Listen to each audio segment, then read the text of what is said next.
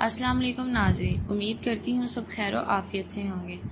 ख़वातीन व हज़रात, आज हम बालों को लंबा और घना करने के बारे में बात करेंगे।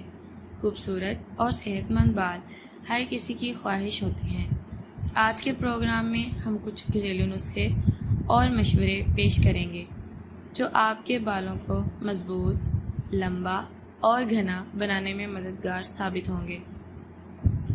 लेकिन इससे पहले अगर आपने हमें फॉलो नहीं किया और हमारा चैनल सब्सक्राइब नहीं किया तो हमारे चैनल को ज़रूर सब्सक्राइब कर लें और वीडियो अच्छी लगने की सूरत में वीडियो को लाइक भी लाजमी कर दें। शुक्रिया।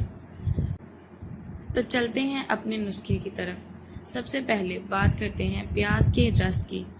प्याज में सल्फ़र पाया जाता है जो बालों की नशोनुमा के लिए बहुत अहम है। इस टोटके के लिए आप एक बड़ा प्याज लें, प्याज को छीलकर छोटे टुकड़ों में काट लें, ब्लेंडर में डालकर पीस लें।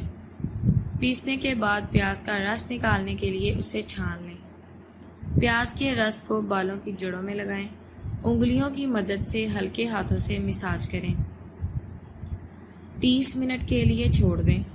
किसी माइल्ड शैम्पू से धो लें। प्याज का रस बालों की जड़ों को मजबूत करता है, बालों की नशोनुमा में मददगार साबित होता है, खुश्की और गिरते बालों का मसला कम करता है। अब बात करते हैं अंडे के मास्क की। अंडे में प्रोटीन, विटामिन्स और मादनियात पाए जाते हैं जो कि बालों के लिए बहुत फ़ायदेमंद है।